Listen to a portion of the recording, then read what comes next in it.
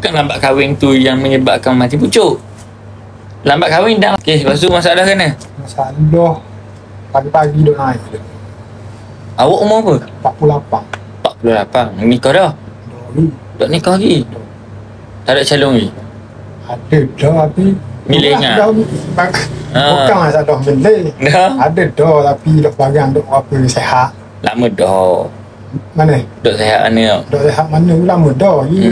Itu dia rajin dah. Pagi-pagi dia naik. Atau dia molek mula. Bila hari ni Macam payah nak oleh lah. orang payah. Sebab tu saya kata semua banyak saya kata benda simptom pucuk ni dia bukan tak ada morning walk, tak ada terus, bukan gitu. Simptom dia tak ada morning walk, tiba-tiba ada balik. Dia buat kita yakin balik. Oh boleh masuk balik, ada balik, betul tak?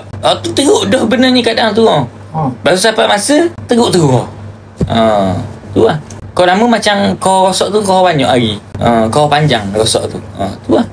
Jadi simptom once sekali dia macam kita nampak dah dia ada masalah, dia akan makin membaik. Saya tinggal dia macam okey je tau. Kita buat dah heran. Biasa orang nak monitor, tengok molek dah ya. Betul tak? Ada. Dia bila dia dok rok tu, dia akan dok rok semua. Dia akan lagi dorok. Molek kejap, dorok pula. Gitu. Ada main dorok umur kena ni Maksud? Ada gila kena jumpa kejap dah kata. Kena ikhtiar dah. Ikhtiar tu. Tapi standard dia awak 48 tau. Masalah ni ada 5 tahun. Ada yang yang lebih 5 tahun kan. Awak perasan dia ni lama dah.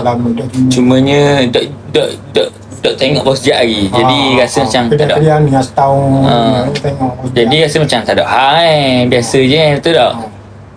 Jadi bila tengok bila terangkan dah simptom mati pucuk baru rasa macam takut kok. Tapi tu lah. Lambat dah nikah Ya, simptom boleh kata disebabkan lambat kahwin kau. Bila salah sebab tu. Salah satu sebab bila lambat kahwin kau confirm acak. Betul dah. Sabar dia betul dah acak dah. Jadi bukan lambat kahwin tu yang menyebabkan mati pucuk. Lambat kahwin dah acak tu. Ya tu hak rosak tu. Tapi tak apa. Jadi ni mari ni majak kan nak overhaul balik ke?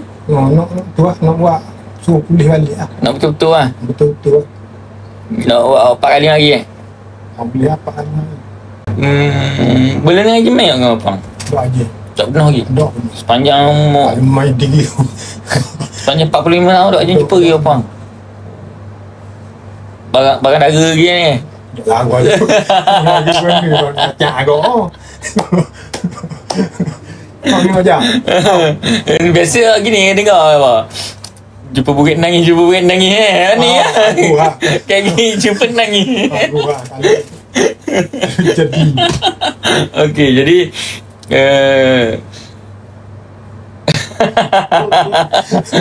dah rasa budak-budak dulu orang turun ke bawah. Kita ingat pojak kata tu kita ingat lalu. Muji penangis lagi.